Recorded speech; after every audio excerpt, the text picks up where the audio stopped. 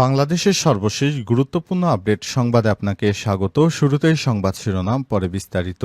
শুরুতে জানাবো, আওয়ামী লীগ নিষিদ্ধের কথা বললে পশ্চিমাদের দৃষ্টিভঙ্গির দোহাই দেয় সরকার।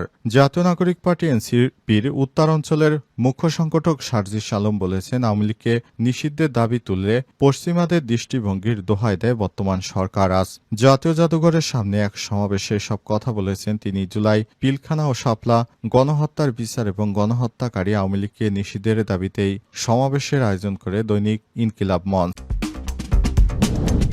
জানাবো, মক্কার কাছে মার্কিন পপ তারকার কনসার্ট, মুসল্লিদের বিক্ষোভ। সৌদি আরবের পবিত্র মক্কা নগরীর মক্কার কাছে মার্কিন পপ তারকার কনসার্ট অনুষ্ঠিত হয়। ক্ষোভ জানিয়েছে মুসল্লিরা। মক্কা থেকে ৮০ কিলোমিটার দূরে জেদ্দায় এই কনসার্ট অনুষ্ঠিত হয়। খবর দ্য নিউজ আরবের। সৌদি আরাবিয়ান গ্র্যান্ড প্রিন্স নামের ওই প্রতিযোগিতায় অংশ নেন মার্কিন পপ তারকা জেনিফার লোপেজ। এরপর জানাবো, যুদ্ধবিরতি ভাঙার পর গাজায় ২,০০০ নিরীহ ফিলিস্তিনিকে হত্যা করেছে দখলদার ইসরায়েলি বাহিনী। গাজায় আজ ২৪ ঘণ্টায় ইসরায়েলের হামলায় ৬০ জন নিরীহ ফিলিস্তিনি নিহত হয়েছেন, যাদের মধ্যে গাজার উত্তরে জাবালিয়া হামলায় একই পরিবারের ১২ জন সদস্য প্রাণ হারিয়েছে বলে জানিয়েছে ফিলিস্তিনের সিভিল ডিফেন্স চিকিৎসকরা। যুক্তরাষ্ট্রের প্রস্তাবে কাতার ও মিশরের মধ্যস্থতায় এই বছরের জানুয়ারিতে গাজায় একটি যুদ্ধবিরতি চুক্তি হয়েছিল।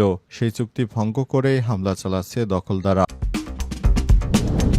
এবারে জানাবো, আকাশ বন্ধ করেছে পাকিস্তান, প্রতিদিন মিলিয়ন মিলিয়ন ডলারের ক্ষতি হবে ভারতের। কাশ্মীরে প্রাণঘাতী হামলার পর ক্রমবর্ধমান উত্তেজনার মতো পাকিস্তান ভারতীয় বিমানের জন্য আকাশসীমা বন্ধ করে দিয়েছে। প্রাথমিকভাবে ১ মাসের জন্য আকাশসীমা বন্ধের এই ঘোষণা তাৎক্ষণিকভাবে কার্যকর করা হয়েছে। এর ফলে সেখানে পাকিস্তানের আকাশ বন্ধ করে দেওয়ার ফলে সেখানে ভারতের প্রতিদিন গড়ে কোটি কোটি টাকার লোকসান হচ্ছে। এদিকে মস্কোয় গাড়ি বিস্ফোরণে রাশিয়ার ঊর্ধ্বতন সেনা কর্মকর্তা নিহত। রাশিয়ার রাজধানী মস্কোয় আজ একটি গাড়ি বিস্ফোরণে দেশটির ঊর্ধ্বতন এক সামরিক কর্মকর্তা নিহত হয়েছে। নিহত ওই কর্মকর্তার নাম মোসকালিন।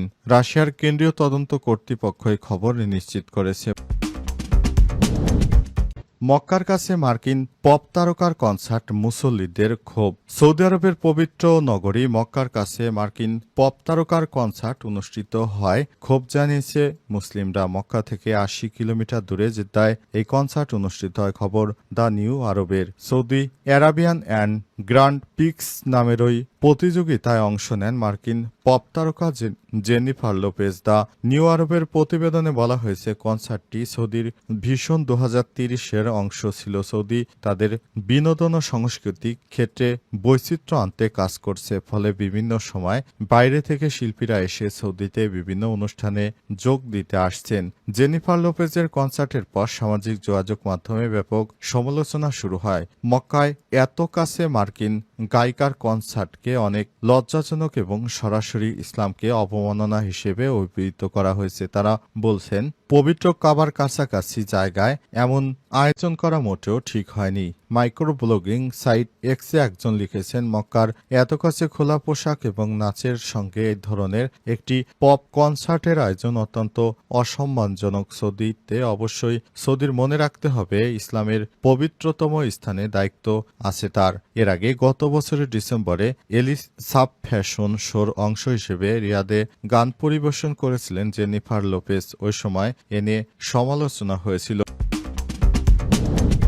যুদ্ধবিরতি ভাঙার পর গাজায় ২,০০০ ফিলিস্তিনিকে হত্যা করেছে দখলদার ইসরায়েলি বাহিনী। আজ ভোর পর্যন্ত এবং ২৪ ঘণ্টায় ইসরায়েলের হামলায় ৬০ জন নিরীহ ফিলিস্তিনি নিহত হয়েছে। এর মধ্যে গাজার উত্তরের জাবালিয়া হামলায় একই পরিবারের ১২ জন সদস্য প্রাণ হারিয়েছে বলে জানিয়েছে ফিলিস্তিনের সিভিল ডিফেন্স ও চিকিৎসকরা। যুক্তরাষ্ট্রের প্রস্তাব এবং কাতার ও মিশরের মধ্যস্থতায় এ পর্যন্ত জানুয়ারিতে গাজায় একটি যুদ্ধবিরতি হয়েছিল। ওই যুদ্ধবিরতি চুক্তি ভেঙে পড়ার পর গত 18 মার্চ থেকে গাজায় নতুন করে নৃশংস ও নির্বিচারে হামলা শুরু করেছে দখলদার বাহিনী। গাজায় নতুন করে ইসরায়েলের হামলায় এ পর্যন্ত 2000 ফিলিস্তিনি নিহত হয়েছে, আহত হয়েছে আরও প্রায় 5200 জনের মতো।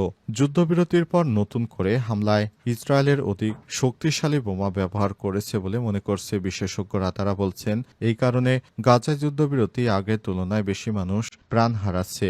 উপত্যকাটিতে এখন যুদ্ধবিরতি আগের তুলনায় 4 গুণ বেশি সাধারণ ফিলিস্তিনি নিহত হচ্ছেন। ইসরায়েলি বাহিনী ইচ্ছে করে গাজায় হামলা চালাতে অধিক শক্তিশালী বোমার ব্যবহার করছে বলেও মনে করেন বিশেষজ্ঞরা। তারা বলছেন ইসরায়েল খুব সম্ভবত ইচ্ছে করেই গাজার সর্বোচ্চ মৃত্যু ও ধ্বংস নিশ্চিত করতে চাইছে। আওয়ামী লীগ নিষিদ্ধের কথা বললে পশ্চিমাদের দৃষ্টিভঙ্গির দোহাই দেয় সরকার। জাতীয় নাগরিক পার্টি এনসিপির উত্তরাঞ্চলের মুখ্য সংগঠক সার্জিস আলম বলেছেন, আওয়ামী লীগ নিষিদ্ধের দাবি তুললেই পশ্চিমাদের দৃষ্টিভঙ্গির দোহাই দেয় সরকার। আজ 25শে এপ্রিল শাহবাগে জাতীয় জাদুঘরের সামনে এক সমাবেশে সব কথা বলেছেন তিনি। জুলাই পিলখানা ও শাপলা গণহত্যার বিচার, গণহত্যাকারী আওয়ামী লীগকে নিষিদ্ধের দাবিতে সমাবেশের আয়োজন করে ইনকিলাব মঞ্চ। সার্জিস আলম আরও বলেছে, আমরা যখনই আমাদের কাছে আওয়ামী লীগকে নিষিদ্ধের কথা বলছি সরকারের কাছে তারা আমাদের পশ্চিমাদের দৃষ্টিভঙ্গির দোহাই দেয়। তিনি আরও বলেছেন, যখন শাপলা চত্বরে পিলখানা এবং জুলাইয়ের হাজার হাজার মানুষকে হত্যা করা হয়েছিল তখন পশ্চিমাদের দৃষ্টিভঙ্গি কোথায় ছিল? তবে সার্জিস আলম তার বক্তব্যে অন্তর্বর্তীকালীন সরকারে কোনো দায়িত্বশীল ব্যক্তি বা উপদেষ্টা কিংবা পশ্চিমা কোনো দেশের নাম উল্লেখ করেনি। তিনি আরও বলেছেন, জেনারেশনকে প্রজন্ম ভয় করুন, যদি জেনারেশন রক্তের উপর দাঁড়িয়ে আকাশপথ বন্ধ থাকায় ভারতের প্রতিদিন ক্ষতি হচ্ছে হাজার হাজার মিলিয়ন ডলার। কাশ্মীরে প্রাণঘাতী হামলার পর ক্রমবর্ধমান উত্তেজনার মধ্যে পাকিস্তান ভারতীয় বিমানের জন্য তার আকাশসীমা বন্ধ করে দিয়েছে। প্রাথমিকভাবে 1 মাসের জন্য আকাশসীমা বন্ধের এই ঘোষণা তাৎক্ষণিকভাবে কার্যকর করা হয়েছে। পাকিস্তান সিভিল অ্যাভিয়েশন অথরিটি জানিয়েছে, একটি নোটিশ অনুসারে পরবর্তী নির্দেশ না দেওয়া পর্যন্ত দেশটির আকাশসীমা ভারতীয় নিবন্ধিত বেসামরিক এবং সামরিক বিমানের জন্য খোলা থাকবে না। ভারতীয় সংস্থা ভাড়া নেওয়া বিমানগুলো পাকিস্তানের আকাশসীমায় যেতে পারবে না। ARY নিউজের প্রতিবেদন অনুসারে পাকিস্তানি আকাশ সীমা বন্ধের ফলে ভারতীয় বিমানগুলোকে অতিরিক্ত 2 ঘন্টা পথ ঘুরে চলতে হবে। একই সঙ্গে প্রতিদিন ভারতীয় বিমান সংস্থাগুলোকে মিলিয়ন মিলিয়ন ডলারের বেশি খরচ করতে হবে। প্রতিবেদনে বলা হয়েছে, প্রতিদিন 100টিরও বেশি ভারতীয় বিমান পাকিস্তানের আকাশ সীমা ব্যবহার করে। এর মধ্যে রয়েছে air India express, Aditya jet, Indigo air এবং আকাশা এয়ার। এর আগে কয়েকটি দিনের জন্য আকাশ সীমা বন্ধ থাকার কারণে ভারতীয় সংস্থাগুলো 80 মিলিয়ন মার্কিন ডলারের ক্ষতির সম্মুখীন হয়েছিল। এটি যাত্রীদের ভ্রমণ ব্যয়ও বাড়িয়ে দেয়। পৃথক প্রতিবেদনে রয়টার্স আরও জানিয়েছে, পাকিস্তান তাদের আকাশ সীমা বন্ধ করে দেওয়ার পর ভারতীয় বিমান সংস্থা আন্তর্জাতিক ফ্লাইটের রুট পরিবর্তন করে তাদের উচ্চ জ্বালানি এবং অন্যান্য সামগ্রী বেশি খরচ হচ্ছে।